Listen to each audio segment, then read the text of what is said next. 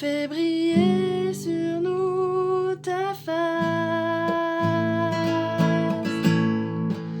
Esprit de Dieu, Esprit du Dieu vivant, souffle du nord, souffle du sud, souffle de l'est, souffle de l'ouest, Esprit de Dieu. Esprit du Dieu vivant, souffle des quatre vents et descend sur nous. Je ne sais pas si vous le savez, mais je pense que vous le savez, mais vous allez encore mieux le savoir, c'est que nous sommes drôlement surveillés. Nous sommes même espionnés. On est espionné par ce qu'on appelle la big technologie. Et sur ces dernières années, ces dernières dizaines d'années, cette surveillance est drôlement accrue. On est surveillé tout le temps. Comment est-on surveillé? D'abord avec nos fameuses cartes bancaires. À peu près tout le monde a une carte bancaire aujourd'hui. Et cette carte bancaire est avec nous, c'est à nous, et le système permet, au travers de la carte bancaire, de nous surveiller dans un aspect bien particulier, celui des finances. Mais nous sommes aussi espionnés, c'est encore pire, par notre téléphone. Le téléphone portable, celui qui nous est si cher, celui qu'on a chez soi, avec qui on dort d'ailleurs, on ne sait jamais, on nous téléphonerait. Ce téléphone nous surveille. Il sait où nous sommes allés la semaine passée, à 8h du matin, à 9h du soir. Il sait quasiment où nous nous sommes arrêtés. Il sait tout, quoi. C'est effrayant. Big Technology est au courant. Si nous l'avons oublié, notre appareil ne l'a pas oublié, lui. Il connaît nos déplacements. Il connaît nos arrêts favoris. Il connaît même nos magasins favoris. Il sait tout ça. Et c'est comme ça que nous recevons des pubs en fonction de nos déplacements. C'est aussi simple que ça. Le web, autre système, lui repère un peu ce qui sont nos objets, nos souhaits favoris. Nos favoris, c'est là où on regarde souvent les choses. Par exemple, un magasin X de telle marque, on y va souvent. Eh bien, le web est informé de cela. Et il peut même nous informer, d'ailleurs il nous informe, sur le temps de trajet de notre domicile à ce magasin que nous chérissons tant. Nous sommes espionnés. C'est effrayant. Au niveau santé également, nous sommes des fois dans des situations de contrôle. Et je me rappelle, mon frère Bruno, ancien, à Virton il y a quelques mois, était sous assistance respiratoire, non transportable. Il était donc chez lui, et chez lui, il était connecté dans un central médical où les médecins pouvaient nous suivre. Ils pouvaient voir s'il stressait, s'il déstressait, s'il y avait de la tension, s'il y avait de la fièvre. Tout ça, ils le voyaient à distance. On pourrait dire, c'est sympathique tout ça. Mais, n'oublions pas que le malin, qui est un malin évidemment, peut aussi utiliser tout ça, pour notre perte. Pour notre perte. Alors on se dit en tant que chrétien, mais quand même, moi j'ai pas envie d'être contrôlé comme ça, j'ai pas envie d'être surveillé, j'ai pas envie qu'on sache tout ce que je fais, j'ai pas envie, mais voilà, on a tout ce matériel à notre disposition que nous utilisons, et qu'on le veuille ou non, nous sommes tracés. Et il y a 2 ans de ça, c'était la première fois que je voyais ça, j'ouvre mon PC, et mon PC s'ouvre à une page qui fait partie des pages que je regarde de temps en temps, et il me montre tous mes déplacements sur un mois, déplacements en voiture. J'étais sidéré. Il voyait que j'avais été à Mons. Ma femme ne le savait pas, elle a dit que tu as été faire à Mons. Ah oui, ça c'est pas vrai ce que je vous dis, mais elle aurait pu dire. Hein. Tu t'es arrêté au bistrot, machin chouette, là. Qu'est-ce que tu faisais dans ce bistrot? Tu as été à l'école? Je croyais que tu avais congé. Ce système m'a impressionné, quoi. Impressionné. Ils savent tout de moi. Même parfois, moi, je ne me rappelle pas que j'ai fait ce qu'ils racontent. Ils savent tout de moi. La technologie peut-elle, frères et sœurs, connaître l'état de mes sentiments pour quelqu'un? La technologie peut-elle connaître l'état de mon âme? Je vais l'enlever parce que je pense que c'est ça le problème, c'est dans ma poche. Donc il faut que je le mette ailleurs que dans ma poche. Je vais trouver une solution. Ouais. Ça va aller? Peut-être c'est mieux. Je continue. Donc, la technologie peut être connaître l'état de mes sentiments, l'état de mon âme. J'ai longtemps réfléchi à ça. J'ai dit, tiens, est-ce qu'il y a une Je pense que l'ennemi de mon âme ici est en train de m'enranger, de m'énerver royalement. Tu peux couper le son, ma chérie, s'il te plaît? C'est pas coupé? C'est fait? Ah, ça ne devrait plus craquer alors. Alors, la technologie peut-elle, c'est de la technologie, hein, peut-elle comme ça me troubler à ce point-là? Que dit l'Écriture? Alors je vais vous impressionner. Le texte biblique va vous impressionner. Et c'est un monsieur qui n'avait pas de technologie qui nous le dit. C'est Jérémie. Jérémie a été pendant des années dans une fosse, là, condamné. Et il a dit ceci, je vous le lis. C'est au chapitre 17 de Jérémie. Pendant ce temps, je demandais à Alain de venir. Alain, il est descendu. Ah, il devait lire un texte. Hein. Ouh, pop, pop, pop. Bon, je vous lis. Donc, Jérémie 17, verset suivant, dérangé là. Verset 10. Voilà, 17, 10. Moi, l'Éternel, j'éprouve le cœur, je sonde les reins. C'est le texte de Jérémie. C'est vieux, hein? Moi, l'Éternel, j'éprouve le cœur, mon cœur, je sonde les reins, pour rendre à chacun selon ses voies. Tiens. La technologie est capable de faire ça aujourd'hui, mais elle a déjà fait ça autrefois, par le prophète Jérémie. Donc, pour rendre à chacun selon ses œuvres, selon le fruit de ses œuvres. Dieu s'intéresse, frères et sœurs, aussi à nous. Il s'intéresse à notre santé physique. Il s'intéresse à notre santé mentale. Il s'intéresse à notre âme. Et il nous scrute quelque part pour voir où nous en sommes. Je vais profiter maintenant pour lire tout le chapitre de Jérémie, enfin les 17 premiers versets. C'est très fort. Jérémie 17. Le péché de Juda est écrit avec un burin de fer, gravé, avec une pointe de diamant. Il est gravé sur la table de leur cœur et sur les cornes de vos autels. Les autels étaient carrés, il y avait des cornes, et sur ces cornes, il y avait des marques, des citations, des choses marquées. Et voilà ce que s'est passé ici. Et sur les cornes de vos autels. Comme ils pensent à leurs enfants, ainsi pensent-ils à leurs autels. Les autels de démons, hein. Et à leurs idoles d'Astarté par des arbres verts, près des arbres verts, sur les collines élevées. Je livre au pillage ma montagne et ses champs. Je livre tes biens, tous tes trésors. Je livre tes hauts lieux à cause de tes péchés sur tout le territoire. Tout ça est livré au mal. Tu perdras par ta faute l'héritage que je t'avais donné. C'est Dieu qui parle à son peuple. Je t'asservirai à ton ennemi dans un pays que tu ne connais pas, car vous avez allumé le feu de ma colère, et il brûlera toujours. Ainsi parle l'Éternel.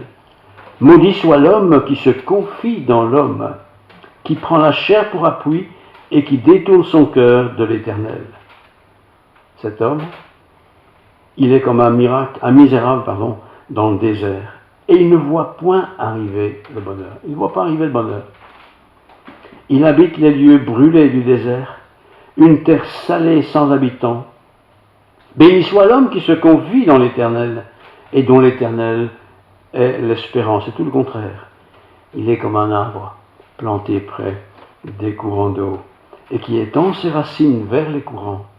Il n'aperçoit point la chaleur quand elle vient, et son feuillage reste vert.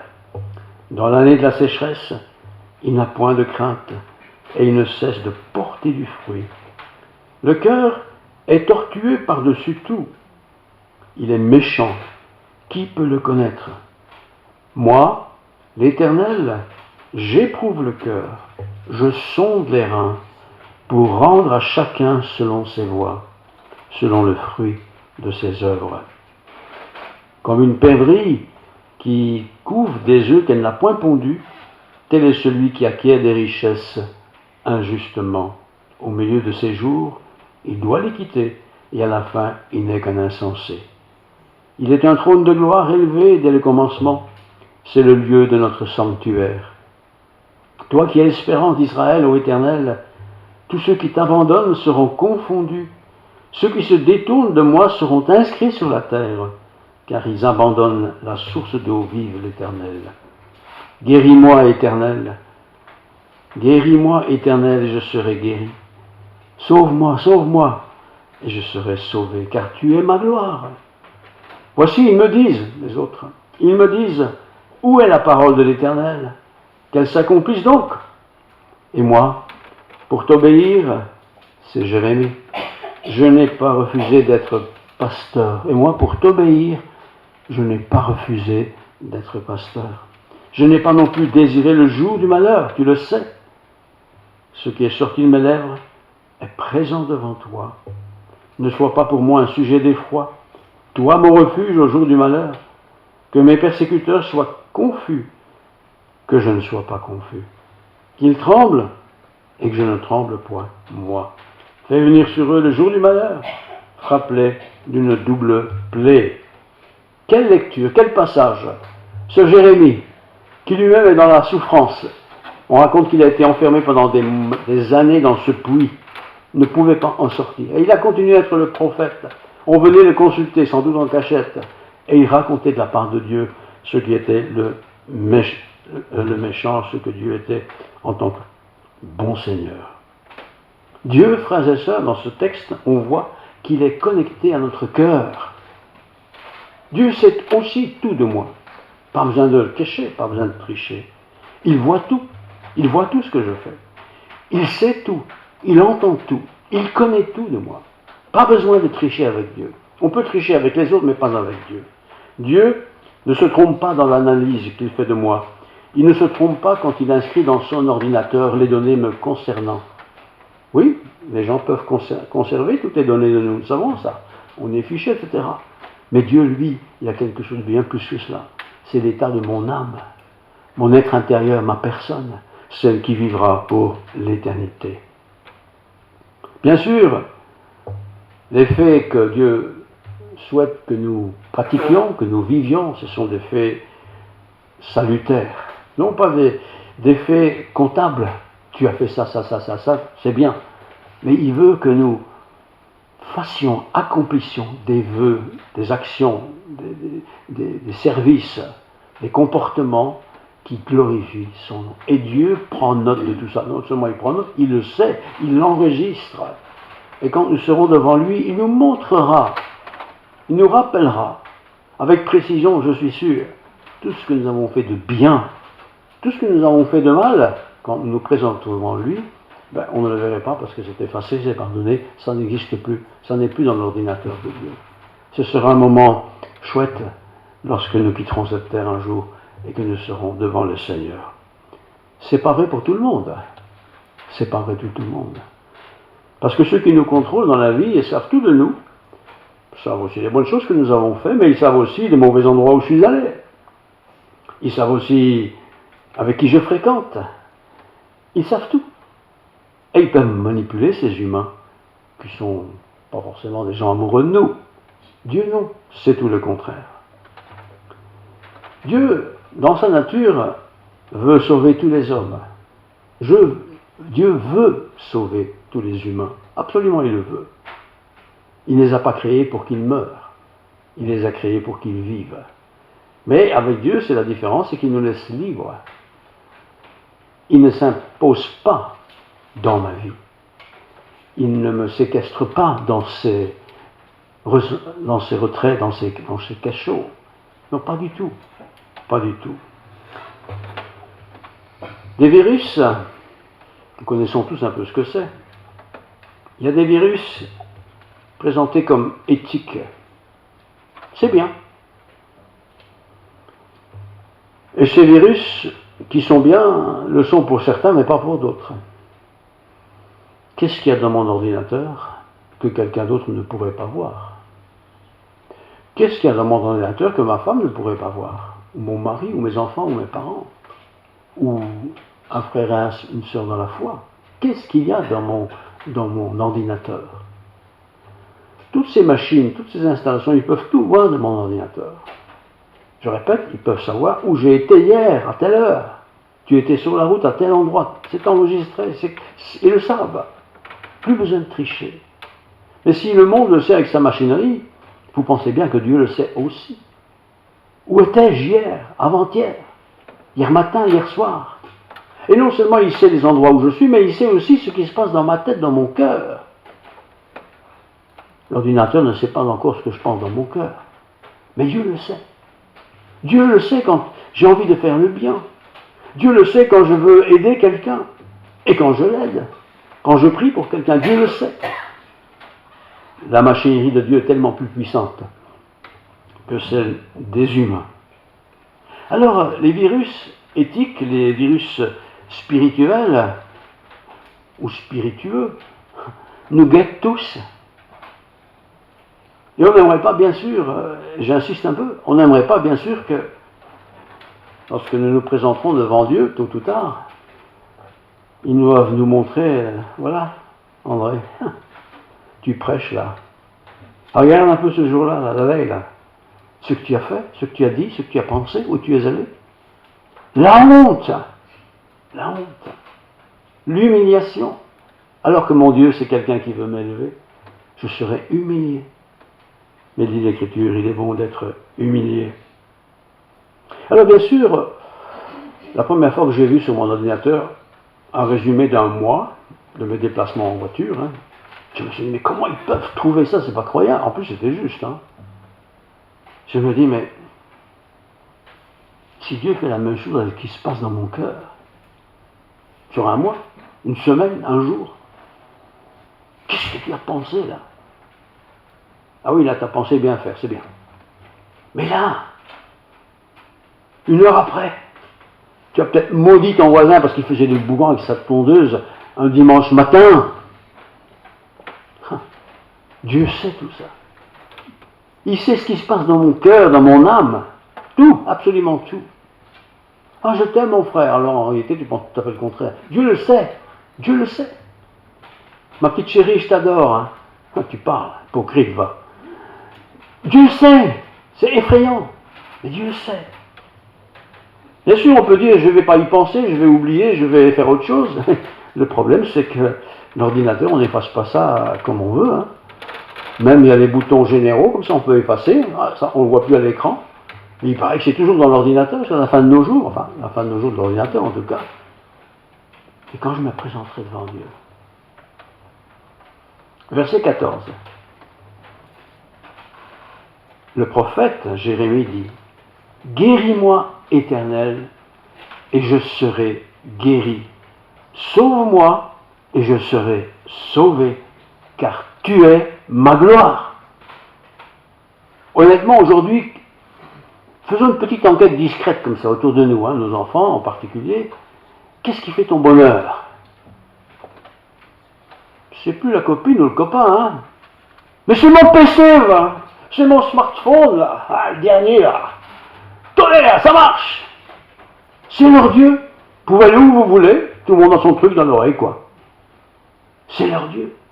On a l'impression qu'on ne peut plus couper ça 24 heures, il faut le laisser allumer parce qu'on ne sait jamais, hein, on ne sait jamais que Dieu voudrait leur parler. Non, on ne sait jamais. C'est le nouveau Dieu. Il est servi. Mais ce Dieu que j'ai dans ma poche sur moi, il contrôle tout, il sait tout de moi. Je me suis arrêté là avec une personne que je connais depuis 20 ans, je lui ai parlé pendant 3 minutes 18. C'est à peine s'il ne sait pas ce que j'ai dit, quoi. Peut-être je le sais. Par contre aussi, quand je fais des bêtises, il le sait. Oh oui qu'il le sait. Tu as vu un ancien voisin, là, que tu t'es disputé, tu l'as rencontré, qu'est-ce que tu as pensé? Peut-être qu'il le sait, hein, je ne sais pas, c'est peut-être encodé, je ne sais pas. Le mal est comme ça. Mais Dieu est tellement différent. Guéris-moi, Éternel. Et je rappelle que Jérémie était dans un puits, il y est resté des années, hein, très inconfortable. Et pourtant, il sait que même dans ce puits, il avait des idées qui n'étaient pas nettes, il avait besoin d'être guéri. Sauve-moi, et je serai sauvé. Il a confiance, lui, dans le Seigneur. Mais aujourd'hui, tout le monde a confiance dans la technologie. Et d'ailleurs, tous les jours, il y a un nouvel appareil qui sort qui va mieux que celui qu'on avait. Hein. Et on veut acheter le dernier, surtout les jeunes. Hein, ils veulent acheter le dernier parce que le dernier, c'est le top, quoi. Mais en fait, ça sert à quoi? À téléphoner, d'abord. Mais on ne téléphone plus avec ça. On fait des tas d'autres choses avec ça. Et c'est très bien, je n'ai rien contre. Hein. Mais si je pouvais faire la même chose avec Dieu. Sauve-moi et je serai sauvé, car tu es ma gloire. Voici, ils me disent, où est la parole de l'Éternel? Qu'elle s'accomplisse donc. C'est un peu les anti-religieux là qui parlent. Mais ton Dieu là, est-ce qu'il te parle seulement? Ah, le smartphone, lui te parle. Lui sonne à 8h10 pour dire que tu dois prendre le bus. Lui, il te donne le climat qu'il va faire après-midi, demain matin. Lui, il dit tout ça et tellement d'autres choses. Mais Dieu me parle aussi, non? Sa parole ne me parle-t-elle pas?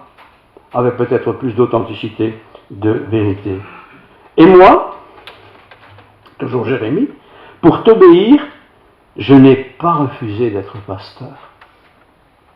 Pasteur, c'est être un berger. Jérémie n'a pas refusé d'être le conducteur de ce peuple très difficile. Lisez les chapitres avant, vous saurez ce qui se passait. Et pour cela, il a été jeté dans le puits. On l'a rejeté parce qu'il était hors norme, quoi. Quand vous dites que vous n'avez pas de smartphone, on vous regarde d'un air de dire, mais il est tombé honnête, cet homme-là, c'est pas possible. Mais tu vis sur une autre planète, mon gars. Comme si j'ai besoin de ça. J'ai rien contre, c'est une illustration. Comme si j'ai besoin de ça pour être heureux, quoi. Et moi, pour t'obéir, je n'ai pas refusé d'être pasteur. En préparant ce message au début de la semaine, je me dis, tiens, combien de jeunes ont étudié pour être pasteur? C'était leur vision, voilà. Et puis quand le moment était venu, on a décroché, on a tout laissé tomber, on a fait autre chose. Et moi, pour t'obéir, je n'ai pas refusé d'être pasteur. Je n'ai pas non plus désiré le jour du malheur, tu le sais. Je n'ai pas recherché cela, tu le sais bien, Seigneur, tu le sais bien.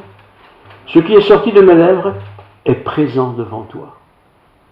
Autrement dit, pas du blablabla, pas du smartphone avec toute cette technologie.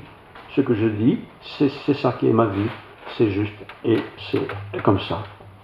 Ne sois pas pour moi un sujet d'effroi, toi mon refuge au jour du malheur. Il est dans le malheur, il est dans ce puits, c'est le jour du malheur, mais il continue à garder sa confiance dans le Seigneur.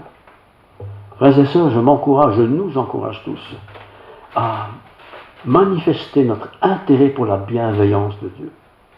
Faites l'expérience tout à l'heure cet après-midi. Prenez votre smartphone, vous l'ouvrez, mettez le courant quand même, et vous dites, dis-moi quelque chose de bien. Faites l'expérience, vous allez voir ce qu'il va vous dire, c'est frappant. Ici, l'auteur dit, je cherche le verset, ne sois pas pour moi un sujet d'effroi, toi mon refuge au jour du malheur. Ne sois pas un sujet d'effroi. Dieu n'est pas celui qui nous fait peur, il est celui qui nous fait du bien.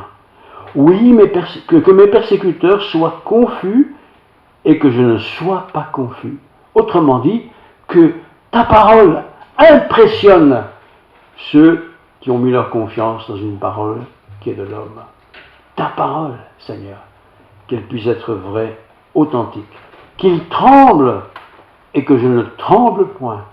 Je n'ai pas à trembler en face de l'avenir. Je n'ai pas à trembler en face de quelqu'un qui me demande d'être jugé. Je n'ai pas à trembler. Pourquoi? Parce que je suis droit, je suis juste, je suis dans les voies de Dieu, je n'ai rien fait de répréhensible. Fais venir sur eux le jour du malheur. Oui, Seigneur, qu'ils assument leur choix. Frappe-les d'une double plaie. C'est un peu violent ça, mais il faut dire qu'il était dans ce puits très longtemps. Lui et son peuple étaient dans la souffrance. Je ne suis pas là pour maudire les appareils modernes, j'en ai aussi quelques-uns, mais j'aimerais bien que ces appareils gardent leur place, la place de la communication. Mais que ces appareils ne viennent pas prendre le contrôle de ma vie. Première chose, quand tu l'ouvres, il dit voilà, jour un tel, aujourd'hui un malheur va t'arriver, ou je sais. Non, c'est pas vrai ça, c'est pas vrai. Prends la parole, lis la parole, et dis au Seigneur, voilà, qu'est-ce que tu veux me dire aujourd'hui? Et le Seigneur peut à ce moment-là me faire défiler dans la tête toute une série de choses que j'ai faites hier, avant-hier ou la semaine passée. Dieu peut le faire sans problème. Mais non, je ne veux pas faire ça. Non, je ne veux pas encore refaire ça non plus. Je veux marcher dans tes voies. Aide-moi, viens, sois mon secours. Pourquoi cette bienveillance de Dieu à notre égard? Parce que Dieu est quelqu'un qui nous aime. Notre smartphone ne nous aime pas, soyez-en sûrs. Il n'a pas un amour particulier pour nous, soyez-en certains. Mais Dieu, oui, absolument, oui. J'ai osé témoigner de Dieu. J'ai osé, et je vous lis le verset 16, et moi, pour t'obéir, je n'ai pas refusé d'être pasteur. Je n'ai pas non plus désiré le jour du malheur. Tu le sais, quel homme de vérité.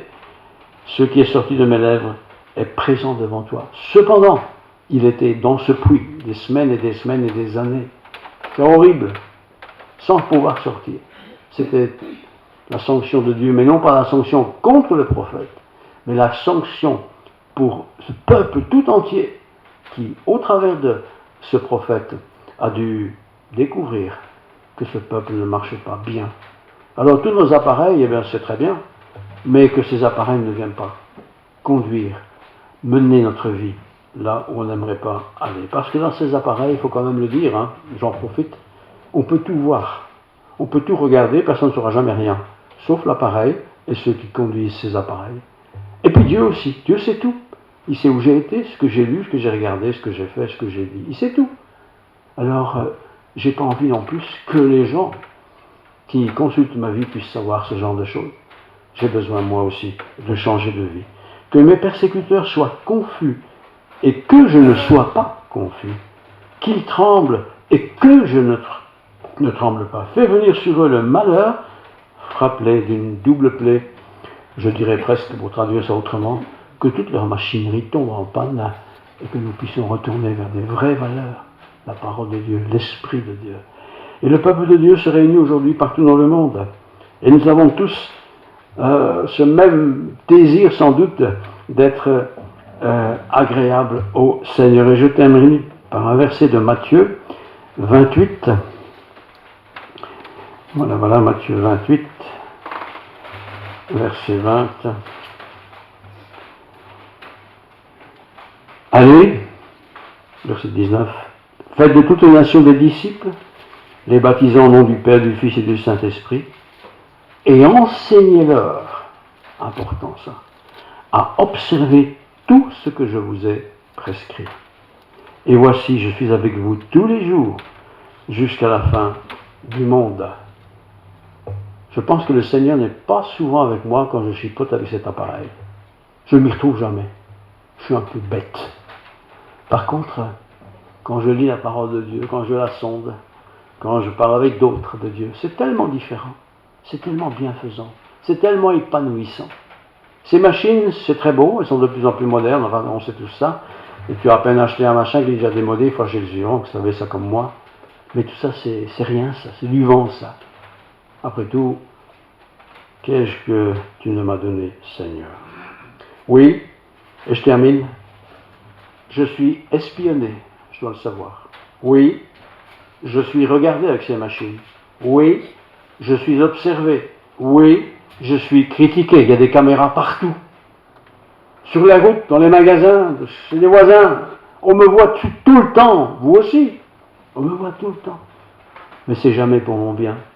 C'est pour savoir ce que je fais. Alors, si Dieu sait ce que je fais, c'est pas grave. J'ai rien à cacher avec Dieu. Et lui-même, il m'aime beaucoup. Le monde avec ses techniques, eh bien, évidemment, c'est pour du business la plupart du temps. Mais c'est aussi pour nous contrôler. Il viendra un jour, comme dit l'Écriture, on ne pourra plus ni acheter ni vendre sans le signe de la bête. Je ne sais pas qui est la bête, mais je sais que c'est pas bien en tout cas. Un jour, on y est certainement déjà. Tout est sous contrôle. Et si vous n'êtes pas sûr de ça, regardez la page dans votre appareil, quel qu'il soit, même s'il est vieux, où j'étais vendredi passé. Il vous dira où vous étiez, et il vous dira encore l'heure, à la minute près. C'est effroyable. Effroyable. Et si Dieu savait tout de moi? Oui, il sait tout de moi. Il sait aussi ce que j'ai bien fait. Il sait aussi là où j'étais. Il sait aussi que je me suis arrêté là, que je suis arrêté là. Il sait aussi que j'ai parlé de mon amour pour Dieu. Il sait tout cela, Dieu. Bien sûr qu'il sait là. Et nous avons aussi à être reconnaissants pour l'amour que Dieu a pour nous. Parce que ce qu'il fait avec ses données, c'est pas pour les partager avec d'autres. C'est pas pour me condamner. C'est au contraire pour m'encourager, pour me relever pour celui qui est tombé, pour me relever pour être dans l'intimité du Seigneur. Que le Seigneur soit béni. Guéris-moi, Éternel, et je serai guéri. Sauve-moi, et je serai sauvé. C'est toujours entier avec Dieu. C'est toujours complet, c'est 100%. Alors on peut y aller franchement.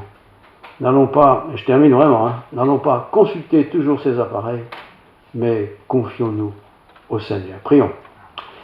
Seigneur, merci pour ta parole.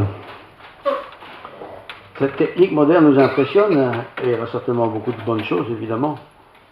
Mais nous savons aussi que le malin utilise les bonnes choses pour ses propres intérêts, qui eux ne sont pas pour notre bien.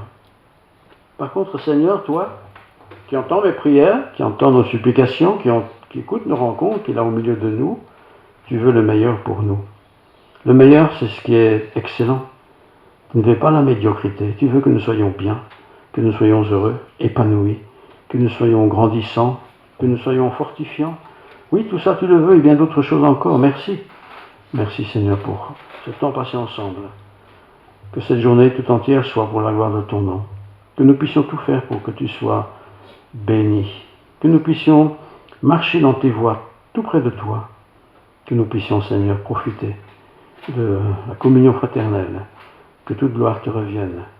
Que la grâce de Dieu, la paix du Christ et la plénitude de l'Esprit Saint soient avec nous. Amen. Amen.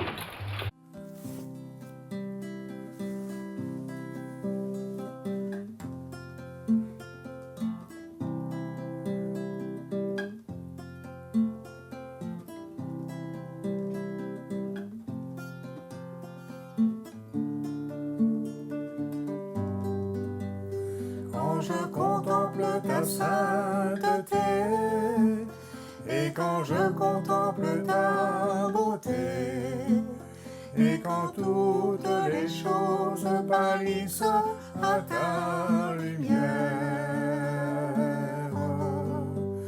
quand j'ai trouvé la joie près de ton cœur, quand je m'enveloppe de ton amour, et quand toutes les choses pâlissent à ta lumière, oh je t'adore, oui je t'adore, si je vis Seigneur, c'est pour t'adorer.